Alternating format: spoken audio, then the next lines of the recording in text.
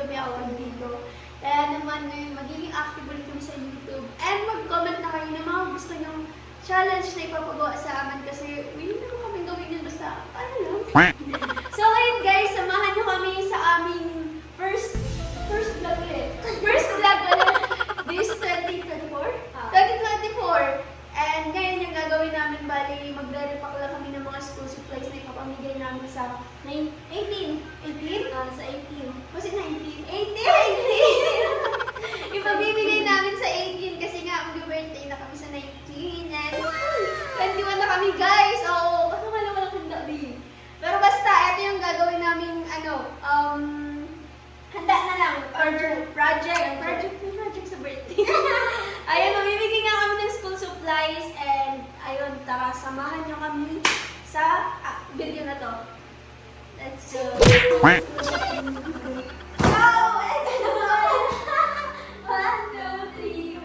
So, eto na nga pala yung mga nabili namin school supplies and dalawang ano lang siya, box, oo. Pero kulang pa siya guys, di ba? Kulang na kulang. Actually guys, kulang na kulang pa to.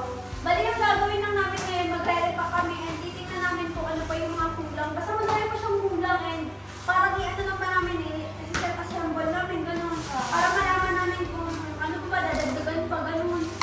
Basta malaki-laki din yung nagastos namin dito guys. Wala talagang budget yun, pero sige, for my birthday, for our birthday. Ayan, meron tayong mga pencil case.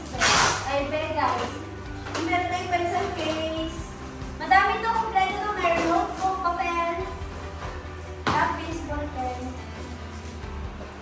So, sana kayong blessings na dumating para dagdagan pa namin itong dalawang karton. Wala na yun kasi ilang days na lang. Birthday yun ang may 1 day, ay? 2 days. Last one day na lang guys at ibibigyan na namin to. So, bukas na yung last. Kaya feeling ko hindi na namin ito madadagdagan. I think madadagdagan naman like yung kulang ng crayons, mga ganun. Alam mo ba guys, kwento lang namin. Never talaga kami like, ganito, siguro mag-crayons na kami kung lang namin sa classmate.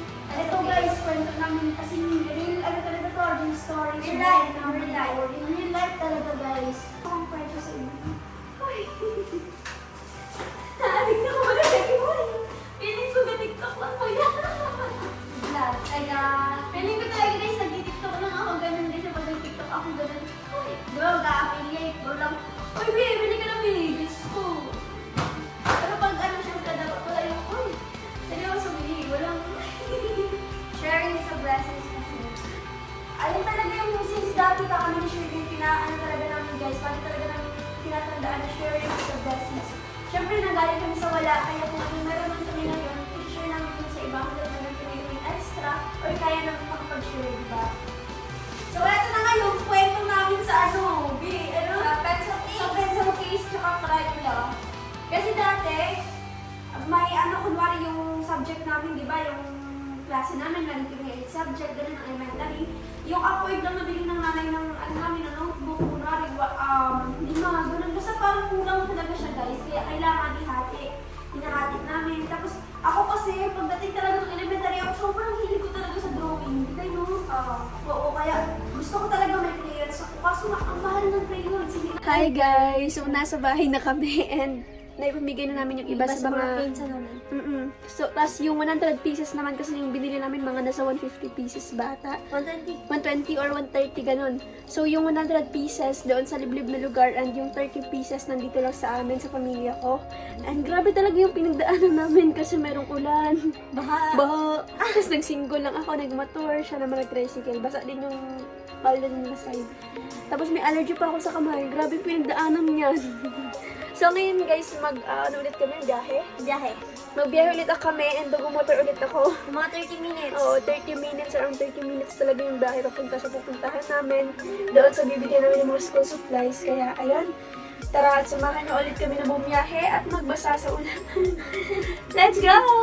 Ting! Siguro mga nasa 1 oras mahigit din yung binahe namin. Mula Kabankalan, Tulingawan. Bago yun, syempre nag-stop over muna kami sa bahay para nga maibigay yung mga school supplies para naman sa mga pinsan namin. Hindi lang basta ulan yung pinagdaanan namin. Andyang maputik ang mga daan, baha ang kalsada, at nilalabanan ko nga rin itong allergy ko sa ulan. Para lang matuloy itong plano namin. Kahit wala na nga kaming budget, pinili pa rin namin na magbigay ng mga school supplies sa mga kabataan kabataan. Eh kahit sa tunay, ubos na rin yung budget namin. Kumbaga, eto na talaga yung last money namin. Doble-doble nga din problema itong mga pinagdadaanan namin ngayong buwan. Pero bilang matatag at palaban na kabataan, tuloy ang plano kahit anong mangyari. Ang buhay at pangarap, para lang din yung panahon. Minsan maulan, minsan mainit, at minsan sakto lang. Kaya kahit anong klaseng panahon pa man ang dumaan, kailangan matatag ka lang lagi. Sa oras mo ng tag-init at tag-ulan, dapat palagi kang palaban. Basta sa ulan kita tanong. Kung ano man yung mga pinagdaanan namin, bago nga kami makarating dito sa lugar na aming bibigyan, sobrang taba na nga sa puso na makita mo pa lang itong mga ngiti nila. Yung tipong hindi ka pa nga nakakabigay, makikita mong excited at masaya na sila. Kaya kahit basta man sa ulan at lamig na, aba, fighting!